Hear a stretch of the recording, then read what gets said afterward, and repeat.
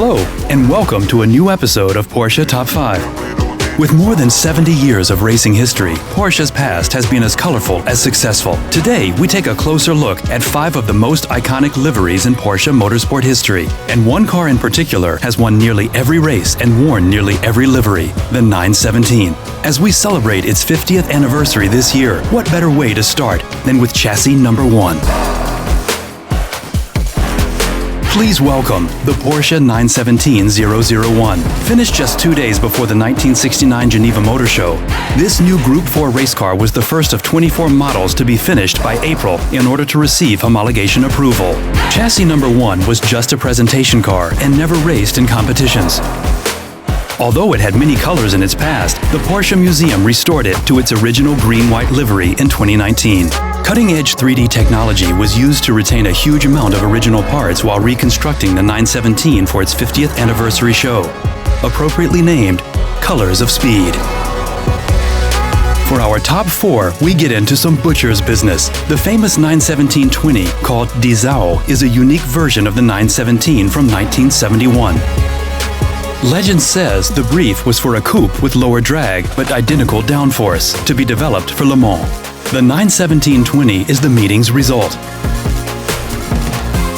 A 917 short tail with large overhangs and smooth, voluptuous body lines. It is 24 centimeters wider than the conventional 917, making its wheels sit deeply within the wheel arches. The curved body inspired the designers to finish the model in pink and mark each area like a butcher's map, quickly earning it the nickname Pink Pig.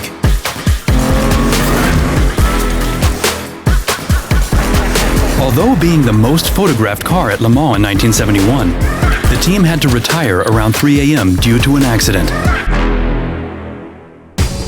When it comes to brand sponsorship, there are only a few that can keep up with Martini Racing. The Martini livery on this Porsche 917 Longtail sadly didn't cross the finish line at Le Mans in 1971, but surely attracted the visitors.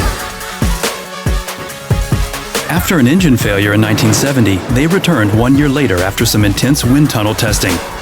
The spawned rear wheels are just one of the results, allowing the 917 to take on the right-hand kink of the Mulsanne Straight with an impressive 380 kilometers per hour.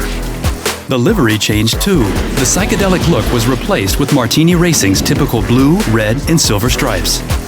Although a streak of bad luck prevented this model's triumph, it is considered the first to break the 240 km/h average speed barrier at the race. And it still looks pretty sweet today. Our number 2 was designed by Britain's JW Racing to run the 1970 and 71 seasons.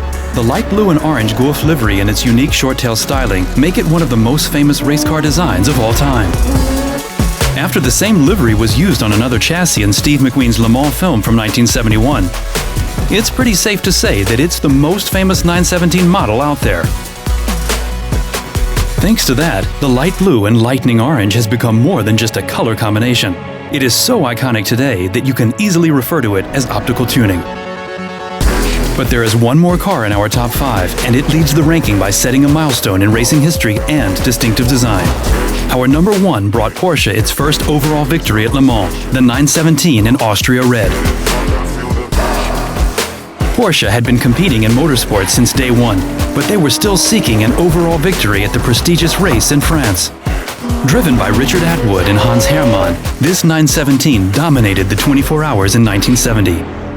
The red and white livery of starting number 23 was derived from the colors of the Austrian flag and sponsored by the Salzburg dealership owned by Ferry Porsche's sister, Louise Piech.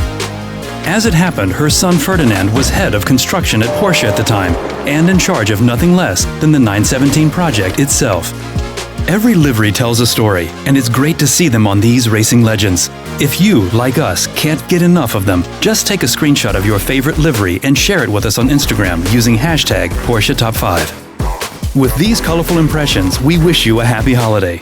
The next episode of Porsche Top 5 will air in January, when we take a look behind the scenes of e-racing. We can't wait for the action. See you then.